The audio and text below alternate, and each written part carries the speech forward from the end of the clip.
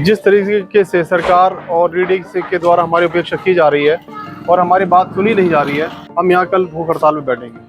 अच्छा, भूख हड़ताल के बाद भी अगर सरकार नहीं सुनेगी तो क्या करेंगे आप? अगर भूख हड़ताल के बाद भी नहीं सुना सरकार ने तो हम यहाँ आत्मदाह कर लेंगे, लेकिन हम यहाँ से जाएंगे नहीं। सेवियर्स की वाइफ हो गई थी क्योंकि वे हीरो हो गए थे। उत्तरकाशी से 41 मजदूरों को निकाला था और आज की स्थिति मेरी क्या है, वो जीरो भी नहीं रहे। अब क्या चाहती हैं अब आप सरकार से? सरकार से मैं कुछ नहीं चाहती, सिर्फ मेरा मकान चाहती हूँ और ये मैं चाहती रहूंगी। या तो वो प्यार से दे दें, वरना हम आत्महत्या करेंगे, यहाँ भूख हड़ताल करेंगे, जो हमसे बन पड़ेगा हम वो करेंगे। बस वही हमें इसकी एक शाबाशी मिली है। हमें 41 जो मजदूर जो फंसे हुए थे, सरकार ने हमें ये सम्मान में ये तोहफा दिया है। हमें ये हमारे मकान छीन करके मकान हमारा तोड़ ताड़ के एक तो देने से तो गए, हमारा और छीन और लिया है हमारे।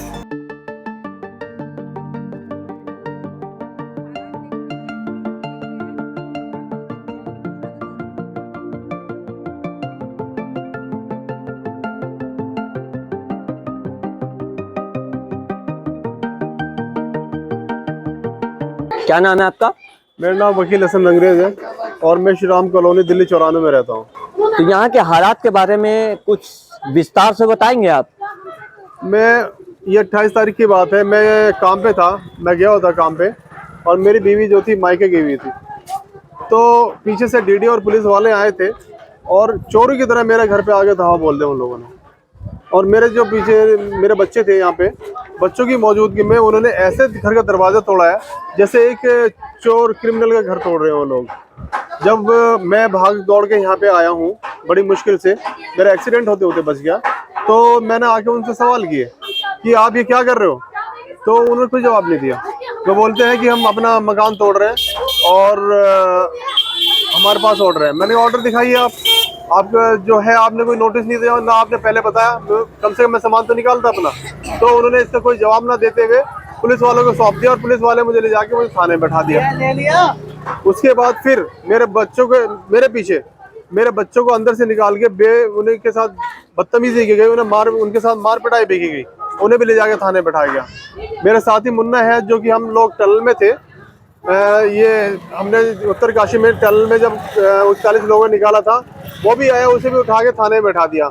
और शाम को 8 बजे तक मेरे घर में उन्होंने पूरा मेरा घर जमींदोज करके इसके सामने दीवार कर दी और हम लोगों को बाहर बैठा दिया। बड़ी मतलब ये नहीं सोचा कि हमने देश के लिए अपनी जान हथेली पे रख के 41 लोगों को बचाया। इस चीज़ की कोई वो नहीं उनकी नज़र में। उनकी नज़र में एक ये चीज़ थी, मेरा नाम वकील हसन है, इस वजह से एक मुझे टारगेटेड किया गया। आप देखेंगे इसे अनऑथराइज्ड बताते हैं। आपके लेफ्ट और राइट दोनों तरफ मकान है और इसके पीछे की तरफ प्लॉट की तरफ पीछे की तरफ एक दीवार भी डीडी ने अपनी की हुई है। इसके बावजूद भी उन्होंने ये मकान तोड़ के यहाँ से मतलब मुझे रोड पे बैठा दिया। तो अब आप क्या चाहते हैं? सर, मैं सिर्फ एक छोटी सी मांग है मेरी, मैं कोई बहुत बड़ा डिमांड नहीं कर रहा हूँ सरकार से। जो मेरा घर तोड़ा वो मुझे वापस दे दिया जाए। मैं ना तो उनसे कोई फ्लैट मांग रहा हूँ, ना मैं उनसे कोई ज़मीन मांग रहा हूँ और ना ही मैं उनसे कोई पैसा मांग रहा हूँ। मुझे सिर्फ मेरा जो घर है वो दे दिया जाए, जो कि सभी के बीच में है। मैं कोई ये नहीं कर रहा मैं कोई अलग से आके यहाँ बस गया हूँ। ये सिर्फ जो किया गया है, एक तो डीडी वाले की मतलब वो मुझे पैसे मांगते हैं, मैं पैसे दे भी चुका हूँ उन लोगों को, लेकिन पैसे देते हैं, मैं अब पैसे नहीं देने के मतलब पैसे नहीं दे पाया, इस वजह से तोड़ा है। इस सिल के 41 लोगों को निकाला है। हो सकता है फिर मुझे 2 ही चीज़ें नजर आती है, बाकी मैंने कुछ और क्राइम किया ही नहीं है। अभी तक आप किस किस के पास, कौन से नेताओं के पास गए मदद के लिए? सर, मैं अभी यहाँ से कहीं भी नहीं जा पाया हूँ। यहाँ मैं मनोज तिवारी जी के पास गया हूँ और मनोज तिवारी जी ने मुझे आश्वासन दिया था इस चीज़ के लिए कि 1-2 दिन में तुम्हारा काम हम कर देंगे। लेकिन अब मुझे सिर्फ ये लग रहा है वे सिर्फ मुझे बहका रहे हैं, क्योंकि अब 2-4 दिन के अंदर आचार संहिता लग जाएंगी और उसके बाद वे बोलेंगे कि भाई हमारे हाथ में अब कुछ नहीं है, हम इलेक्शन के बाद देखेंगे। तो इलेक्शन के बाद हमारी ये हालत है, हम इलेक्शन मतलब 2-3 महीने यहाँ काटेंगे बच्चों के साथ में। इससे बढ़िया तो हम है ना यहाँ भूख हड़ताल पे कल बैठेंगे और भूख हड़ताल पे निकले तो हम यहाँ इस प्लॉट के सामने आत्मदाह करेंगे, तब सुनेंगे ये लोग। जैसा कि रमजान का महीना चल रहा है, तो इन दिनों पिछले के मुकाबले, जैसे पिछले साल अगर आप बात करें तो पिछले रमज़ान आप जाहिर सी बात यहीं पे बिताते होंगे, तो अब आपके रमज़ान और आपकी ईद किस तरह गुजरेगी, क्या आपने कभी सोचा है? रमज़ान हमारे आज दूसरा रमज़ान है, हमारा रमज़ान यहीं गुजर रहे हैं।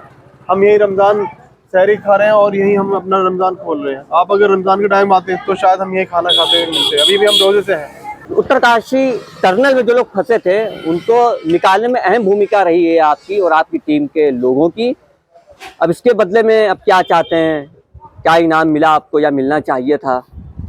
सर, जो उत्तरकाशी में हमने ऐतिहासिक काम किया था, ऐतिहासिक बोलेंगे, और मुझे लगता है वो इतिहास में हमेशा लिखा जाएगा कि एक 12 लड़कों की टीम ने जो बहुत 25 मतलब एजेंसियाँ नहीं कर पाई और बाहर देश के लोग भी नहीं कर पाए, वो 12 एक सामान्य लड़कों ने, भारत के लड़कों ने वो काम कर दिखाया था सिर्फ 27 घंटे के अंदर। उसके लिए सरकारी जिम्मेदारी तो ये बनती थी हमें क्या बोलते हैं, घर दिया जाए, हमारे बच्चों को अच्छे स्कूल में पढ़ाया जाए और हमें भी दुनिया में मतलब अच्छे मौका दिया जाए समाज में रहने का। लेकिन मुझे अब ये लगता है सरकार की तरफ से हमें पुष्कर सिंह धामी जी ने 50,000 रुपये दिए थे और उसके साथ साथ हमें ये जो मकान जो मैंने जिंदगी भर की जमा पूंजी है उसे तोड़ दिया गया, ये मुझे इनाम दिया गया वहाँ का, ये मुझे इनाम मिला है। इससे अलग मुझे नहीं लगता सरकार ने मुझे कुछ और दिया है। अगर सरकार ने मुझे कुछ इससे अलग दिया है तो मुझे बताए, मैं वो भी लौटा। 50,000 रुपये अगर सरकार को लगते हैं, 50,000 रुपये ज़्यादा दिए गए, 50,000 रुपये लौटाने के लिए तैयार हूँ, लेकिन मैं सिर्फ ये चाह रहा हूँ मेरा मकान मुझे दे दिया जाए। हमारी फैमिली में 3 बच्चे हैं, एक 17 साल का लड़का है और एक 14 साल की लड़की है और ये मेरा एक 7 साल का लड़का भी है। तो अभी बच्चे कहाँ रह रहे हैं? बच्चे भी यहीं रह रहे हैं सर। अभी तो लड़की हमारे पढ़ने के लिए गई हुई है तो स्कूल में है। बच्चा भी आपने देखा होगा, अभी यही घूम रहा था वो। और कुछ जो बड़ा लड़का वो किसी काम से मैंने भेजा अभी। तो हम लोग यही जीवन यापन कर रहे हैं। अभी आपको लग रहा है कि यहाँ पर मौसम खराब होने की कुछ पे है, हो सकता है मौसम खराब हो जाए और हमें यही निकालना है अपना टाइम। जिस तरीके से सरकार और रीडी के द्वारा हमारी उपेक्षा की जा रही है और हमारी बात सुनी नहीं जा रही है, तो हमने निर्णय लिया है सभी लोगों ने मिलके, हम यहाँ कल भूख हड़ताल में बैठेंगे। मैं आप लोगों के माध्यम से बताना चाहता हूँ कि कल 14 तारीख है, हम 14 तारीख को यहाँ पे भूख हड़ताल से बैठेंगे और सरकार से हम अपने जो हमारा हक है उसके लिए हम लड़ते रहेंगे। अच्छा, भूख हड़ताल के बाद भी अगर सरकार नहीं सुनेगी तो क्या करेंगे आप? अगर भूख हड़ताल के बाद भी नहीं सुना सरकार ने तो हम यहाँ आत्मदाह कर लेंगे, लेकिन हम यहाँ से जाएंगे नहीं। इतना सरकार सुन ले, हम यहाँ से जाएंगे नहीं जब तक हमें हमारा जो प्लॉट तोड़ा गया वो हमें नहीं देंगे। आपका नाम क्या है? शबाना हसन, वकील हसन की वाइफ हूँ। अच्छा, ये जो जब मकान तोड़ा गया था डीडीए की तरफ से, तो उस वक्त आप लोग क्या कर रही थी? मैं अपने पीहर में थी, मतलब अपने मई के में थी। मेरा भतीजा हुआ था, जैसे कहते हैं ना बच्चे के होए में जाते हैं, मैं वहाँ गई हुई थी और मेरे हस्बैंड किसी काम से गए हुए थे। बच्चे घर पे अकेले थे। बेटा था मेरा 17 साल का है, 17 साल का, बेटी है 14 साल की, स्कूल में पढ़ती है। दोनों घर पे अकेले थे। छोटा बेटा मेरा जो 7 साल का बेटा है, छोटा वाला, वो स्कूल गया हुआ था। आप रहने वाली कहाँ की हैं? मोदी नगर, मेरठ के पास। अच्छा, यहाँ कब से रह रही हैं आप? यहाँ मैं सन 2013 से। अभी के हालात हैं वो कैसे हैं? अभी के हालात तो मैं क्या बताऊँ, हमारे तो हालात, कोई तो कहता है झुग्गी झोपड़ी वाले, हमारे हालात तो कंजरों से भी बदतर हो गए। ये तुम देख रहे हो, ये मैंने ये यहाँ देखिए और फिर वो सामने देखिए। सुबह से लगी हुई हूँ मैं और मैं रोजे से हूँ। और तुम्हें पता है रोजे में नमाज भी होती है, कुरान भी होता है। ना मैं नमाज की ना मैं कुरान की हूँ, मैं रोजे से हूँ।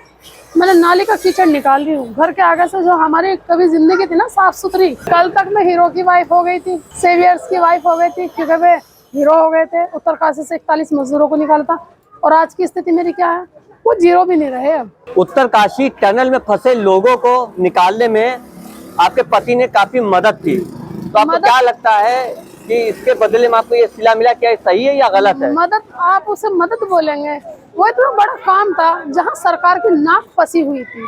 पता सरकार का कितना पैसा मेरे हस्बैंड ने बचाया है। और सर सबसे मेन चीज ये है कि अपने देश की इज्जत बचाई है। अगर बाहर का कोई बंदा आके और इस काम को करता और उसका क्रेडिट बाहर लेके जाता तो क्या होता? यहाँ की सरकार की नाक नीची होती है, नहीं होती, बेइज्जती होती नहीं होती। सबसे मेन चीज है सरकार का पैसा भी बचा, सरकार की इज्जत भी बची। और उसके बदले में सरकार ने हमें क्या दिया? ये जिंदगी, कंजरों वाली जिंदगी। हमने तो सरकार से कुछ भी नहीं मांगा था। सब बड़े बड़े लोगों ने हमसे कहा तुमने इतना बड़ा काम किया, बहुत बड़ा काम किया, तुम बताओ तुम्हें क्या चाहिए? हमने कहा हमें कुछ नहीं चाहिए, डीडीए वाले परेशान करते रहते हैं, हमारा मकान हमें दे दो, जो कि हमने खुद खरीद रखा है। फिर भी हम उनसे कह रहे हैं हमारा मकान हमें दे दो। तिवारी जी ने खुद कहा था कि तुम्हारे मकान की तरफ आज के बाद कोई उंगली नहीं करेगा, ये मेरा वादा है, और मैं तुम्हारा मकान बनवाऊंगा, तुम्हारे साथ आके खाना खाऊंगा, मकान बनवाएंगे। उन्होंने तो हमारे सर पे जो छत थी ना टूटी फूटी जो भी थी वो भी छीन ली, और अब हमें क्या कर रहे हैं, वो हमें रोज का आश्वासन आश्वासन आश्वासन, हमें बेवकूफ बनाया जा रहा है। 15 दिन हो गए आज हमें यहाँ बैठे हुए, 15 दिन, 5 दिन में आ गए थे तिवारी जी यहाँ पर, और 10 दिन मायने रखते हैं। 10 दिन से अभी तक तिवारी जी की नींद नहीं खुली है। सारे हमें पता है, हम न्यूज देखते हैं, वो कॉलोनियों में जा रहे हैं जहाँ डेमोनेशन हो रहे हैं, रात को 3-3 बजे कॉलोनियों में जा रहे हैं, वो जाने के बाद में पूरी रात वहां बिता रहे हैं, डेमोनेशन रुकवा रहे हैं। अभी क्या चाहती हैं अब आप सरकार से? सरकार से मैं कुछ नहीं चाहती, सिर्फ मेरा मकान चाहती हूँ, और ये मैं चाहती रहूंगी। या तो वो प्यार से दे दें, वरना हम आत्महत्या करेंगे, यहाँ भूख हड़ताल करेंगे, जो हमसे बन पड़ेगा हम वो करेंगे, पर मैं अपना मकान बिल्कुल नहीं छोड़ूंगी, चाहे इसके लिए मुझे मरना भी पड़ जाए, मैं मरने के लिए तैयार हूँ।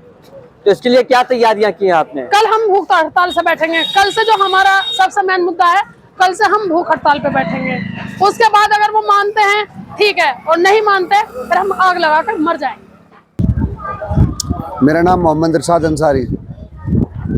उत्तरकाशी में जब हम गए थे, वहाँ से 41 मजदूरों को निकालने के बाद जो लोगों ने हमें प्यार सम्मान में बुलाया, सरकार से हमें कुछ लाभ नहीं हुआ, किसी भी तरीके का कोई लाभ नहीं मिला हमें सरकार से, ना कोई हमें कोई नौकरी का प्रस्ताव या कैसी कोई चीज़, और हमें प्यार जनता का मिला। हमें लोगों ने प्यार मोहब्बत में बहुत सम्मान में वैसे बुलाया, मगर हमें सरकार से कोई कैसी भी कोई नौकरी मिल जाती, छोटी मोटी स्थानीय रोजगार हो जाता। हम मजदूर तबके का आदमी है, हमारा कुछ भी सरकार ने कैसे भी कोई समाधान नहीं बनाया। हम किराए पे रहते हैं, आज 15-20 साल से मैं खजूरी के अंदर रह रहा हूँ, किराए पे रह रहा हूँ। आज मेरे बच्चे सियाने हैं, आज बेटी मेरी सियानी है, शादी के लायक हो रही है, आज भी कुछ नहीं हमारे पास जो अपने घर गृहस्थी भी चला लेते। हमारे वकील हसन जी का खुद का प्लॉट था अपना, इनका लीडर थे, हमारे टीम लीडर जो थे वहाँ पे जो हमें लीड कर रहे थे, इनका खुद सरकार ने छीन लिया। सरकार हमें देने से तो गई और हमारा ले और लिया। तो हम सरकार से ये चाहते हैं और जनता से भी ये चाहते हैं कि हमारे वकील हसन जी का प्लॉट दिया जाए, और सरकार से हम ये चाहते हैं कि हमें एक छोटा मोटा स्थानीय रोजगार जो हमारे 12 बंदों की टीम है, हमें कोई स्थानीय रोजगार मिल जाए जिससे कि हम खाते कमाते रहें, तो दाल रोटी हमारी चलती रहे।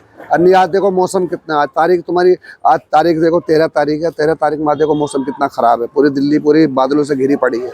हम तिरपाल के नीचे, हमारे जो वकील हसन है तिरपाल के नीचे सोते हैं, इन्हीं के साथ हम भी पूरी टीम हमारी यहीं बैठी हुई है, हम इसलिए सब यहीं कहीं बैठे रहेंगे। अच्छा, इसका क्या कारण हो सकता है कि टनल में फंसे लोगों की जान बचाने के बदले एक तो कुछ दिया नहीं सरकार ने, ऊपर से जो था उनका वकील हसन जी का मकान छीन लिया? क्या कारण है इसका, क्या हो सकता है? बस वही हमें इसकी एक शाबाशी मिली है, हमें 41 जो मजदूर जो फंसे हुए थे, सरकार ने हमें ये सम्मान में ये तोहफा दिया है, हमें ये हमारे मकान छीन करके मकान हमारा तोड़ ताड़ के, एक तो देने से तो गए, हमारा और छीन और लिया है। हमारे 5 बंदे यूपी के, उनका तो खुद का मकान है, बाकी दिल्ली में तो तुम्हें पता बहुत महंगाई का जमाना है, किराए पर भटक रहे हैं, 5-6 हज़ार रुपए किराया। बाकी और सरकार से क्या शिकायतें हैं आपकी? मनोज तिवारी जो यहाँ के MP हैं, उनसे क्या शिकायत? हमारे मनोज तिवारी जी आए थे, हमारे वकील हसन जी को अभी तक बहुत झूठा आश्वासन देके गए हैं। वो झूठा आदमी कोई नहीं है जी। उन्होंने आज से 2 महीने पहले 3 महीने पहले ये कहा था वकील हसन तुम्हारा मकान बनवा के देंगे, बनवाने के देने के बजाय क्या उन्होंने, इस सरकार ने तोड़वा दिया DDO ने, और अभी दोबारा आए थे फिर बोल रहे थे तुम्हारा मकान बनवा के देंगे, फिर उन्होंने बोल दिया मेरे बस की कुछ नहीं है। नहीं है तो आगे क्यों आश्वासन देते हो? आगे आश्वासन ही देते हैं मनोज तिवारी जी, अभी तक उन्होंने कोई समाधान नहीं करा हमारे। जाहिर सी बात है, मनोज तिवारी यहाँ के MP हैं और लोकसभा का चुनाव भी करीब है, तो इलेक्शन को देखते हैं किसको वोट दिया जाए, आप किसको वोट देंगे? हम तो आम आदमी पार्टी को वोट दिलवाएंगे। ये 41 लोग हमने इसीलिए बचाए थे, हमारा मकान तोड़ना। ये हमारी बहादुरी का सिला दिया है सरकार ने, जो हमें इतनी बहादुरी से हमने वहाँ काम करा, इतनी रिक्सी में काम करा, वहाँ अगर चाहते तो वहाँ करोड़ों की डील हो सकती थी हमारी सरकार से, वहाँ जो कंपनी से हमारी बहुत करोड़ों की डील हो जाती, मगर नहीं, हमें इस टाइम हमें वो 41 जाने दी थी। हमें देश के, हमने सोचा अपने देश की जान बचानी, इज्जत और आबरू पे मामला बन चुका था हमारे देश का। देश की आन और बान पे जब कोई ऐसी बात आएगी तो हमेशा हम देश के लिए हमेशा खड़े हैं। सरकार से हम नाराज हैं, सरकार से हम भी ये चाहते हैं कि हमारे लिए कोई स्थानीय रोजगार करे। आपका नाम क्या है? मेरा नाम राकेश कुमार है। अच्छा राकेश जी, ये बताइए, आप इनके पड़ोसी हैं? हाँ जी, बराबर में रहते हैं। तो आपको क्या लगता है कि इनके साथ जो हुआ है वो सही हुआ या गलत हुआ है? इनके साथ बहुत गलत हुआ है। ये तो वैसे भी बहुत बढ़िया आदमी है। साजिश का शिकार हुए हों या इनको जनता से मान सम्मान ज्यादा मिल गया है? बस जी कुछ भी कह सकते हैं, मान सम्मान ज्यादा भी मिल गया, हो सकता है इसी चीज का इनको तोहफा मिला हो। अच्छा, आप लोगों को क्या उम्मीद है कि मकान वापस मिलेगा या दूसरी जगह कहीं रहने के लिए दिया जाएगा? उम्मीद तो यही है कि यही मिलेगा। अब आगे देखे जो भी होगा। वैसे तो मनोज तिवारी जी भी आए थे, वो भी कह के गए हैं कि यही मकान मिलेगा इनको।